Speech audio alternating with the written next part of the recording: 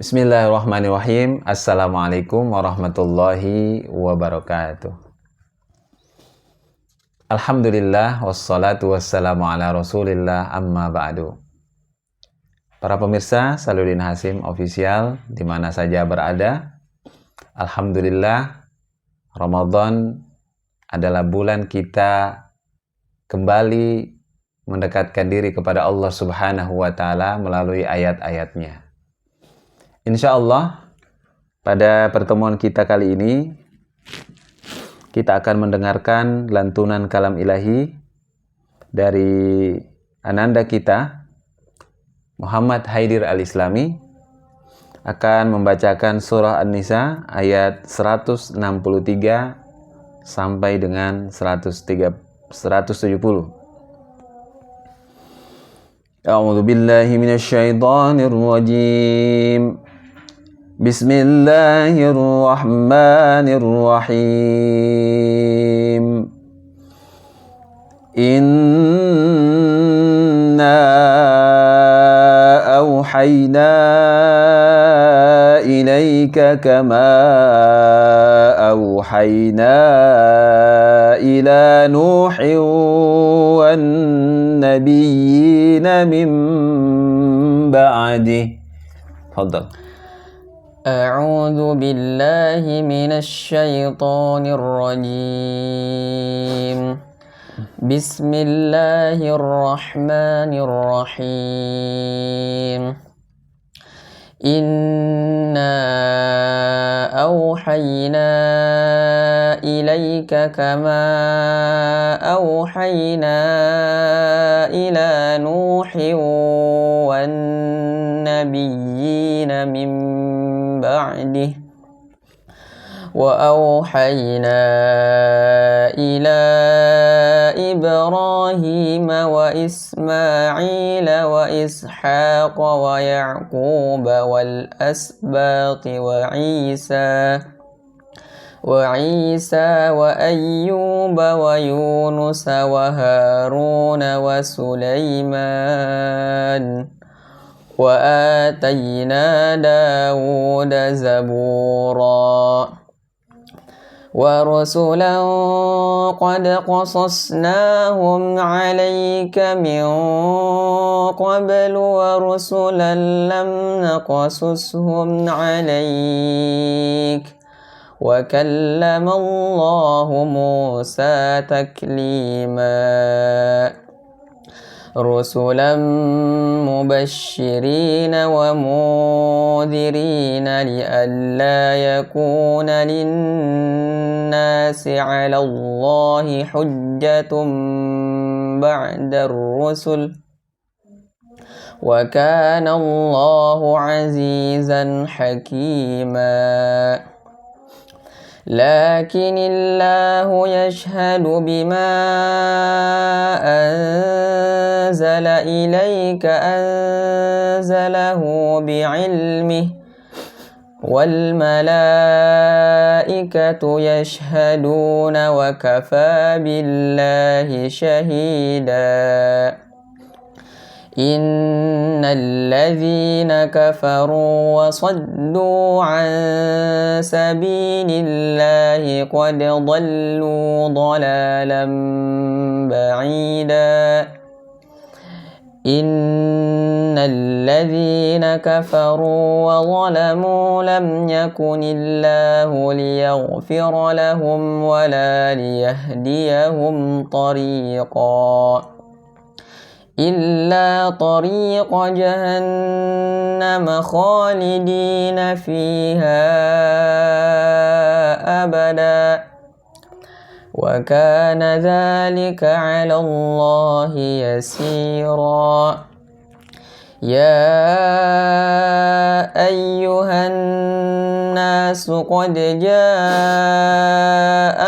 الرسول بالحق من ربكم فآمنوا خيرا لكم وإن تكفروا فإن لله ما في السماوات والأرض وكان الله عليما حكيما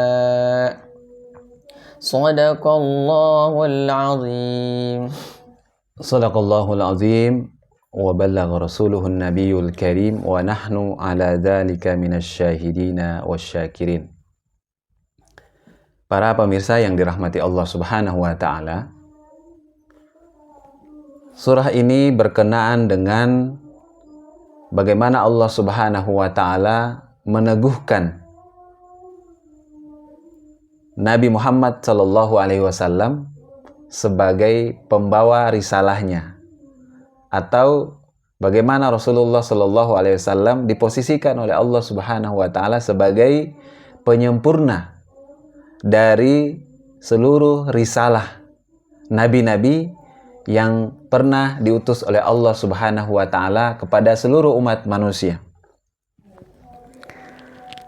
Adapun asbabun nuzul, ayat yang barusan saja kita dengarkan, pada ayat 163 sampai dengan 165, Ibnu Abbas menjelaskan bahwa Allah menurunkan ayat ini berkenaan dengan perkataan Adi bin Zaid. Kami tidak mengetahui bahwa Allah menurunkan firman-Nya kepada siapapun setelah Musa. Jadi Adi bin Zaid ini adalah salah seorang tokoh dari kaum Yahudi. Mereka seolah-olah menegaskan bahwa hanya Nabi Musa saja yang menjadi utusan Allah Subhanahu wa taala, dan setelah itu tidak ada lagi kabar yang mereka dengarkan tentang siapa utusan Allah Subhanahu wa taala kepada manusia. Selanjutnya ayat 166, Ibnu Abbas menjelaskan ketika sekelompok orang Yahudi mendatangi Rasulullah SAW, kemudian beliau bersabda kepada mereka, Rasulullah SAW bersabda kepada mereka, demi Allah, sesungguhnya kalian telah mengetahui bahwa aku adalah utusan Allah. Sesungguhnya kalian telah mengetahui bahwa aku adalah utusan Allah. Kemudian mereka orang-orang Yahudi itu membantah. Ya, apa bantahan mereka? Kami tidak mengetahui, kami tidak menemui keterangan apapun tentang kenabianmu. Nah, ini bantahan dari orang-orang Yahudi. Kemudian Allah Subhanahu wa taala menurunkan ayat ini. Ya, jadi disebutkan dalam hadis riwayat Ibnu Ishaq. Para pemirsa yang dirahmati Allah Subhanahu wa taala, sebagaimana kami terangkan di awal bahwa sesungguhnya ada keterkaitan, ya. Ada keterkaitan antara nabi-nabi yang diutus sebelum diutusnya baginda Rasulullah Muhammad sallallahu alaihi wasallam. Ya. Ada keterkaitan. Apa keterkaitan mereka? Bahwa setiap nabi dan rasul yang diutus oleh Allah Subhanahu wa taala itu diberikan wahyu oleh Allah Subhanahu wa taala. Allah mewahyukan kepada mereka. Allah berikan kepada mereka bukti. Ya. Bukti kitab suci. Ya, yang dapat menjadi hujjah bagi para nabi-nabi tersebut saat mereka berdialog, melakukan komunikasi, termasuk ketika umat ya yang menjadi sasaran dakwah mereka itu menanyakan, bukti apa? Apa buktinya bahwa kalian adalah utusan Allah Subhanahu wa taala kepada kami manusia? Ringkasnya, hadirin sekalian yang dirahmati Allah Subhanahu wa taala, ayat-ayat yang kita dengarkan tadi itu menjelaskan tentang pewahyuan Allah Subhanahu wa taala kepada nabi-nabi utusannya, yaitu Nabi Muhammad SAW, juga kepada nabi-nabi selainnya seperti Nabi Nuh alaihissalam, Nabi Ibrahim, Nabi Ismail, Nabi Isa, Nabi Ayub, Nabi Harun, dan Nabi Sulaiman. Kemudian ayat selanjutnya juga diterangkan bahwa ada nabi-nabi yang secara gamblang diceritakan kisahnya, secara terperinci diceritakan tentang kisah kehidupannya, peristiwa-peristiwa yang dialaminya. Dan ada juga nabi-nabi yang tidak diceritakan. Para pemirsa yang dirahmati Allah, kemudian Allah membawa nabi-nabi atau rasul tersebut memberikan kepada mereka kabar gembira. Nah, kabar gembira, kemudian memberikan juga kabar peringatan supaya tidak ada lagi manusia yang ketika Allah bertanya kepada mereka, apakah telah datang kepada kalian nabi yang memberikan kabar gembira atau peringatan? Apakah telah datang kepada kalian nabi yang memberi kabar gembira atau kabar peringatan? Supaya manusia tidak lagi membantah bahwa jika sekiranya manusia dijerumuskan oleh Allah Subhanahu wa taala ke neraka, mereka akan mengatakan, "Ya Allah, kami melakukan ini semua karena kami tidak pernah mendapatkan kabar gembira, mendapatkan bimbingan, tuntunan dari nabi-nabimu." Ketika manusia mengatakan seperti itu, maka Allah Subhanahu wa taala akan memberikan bantahan bahwa manusia sesungguhnya mendapatkan petunjuk dari nabi-nabinya. Jadi secara periodik kehidupan ini, Allah Subhanahu wa taala menjadikan para nabi dan rasul sebagai utusannya untuk menerangkan ajaran-ajaran atau risalah dari Allah Subhanahu wa taala.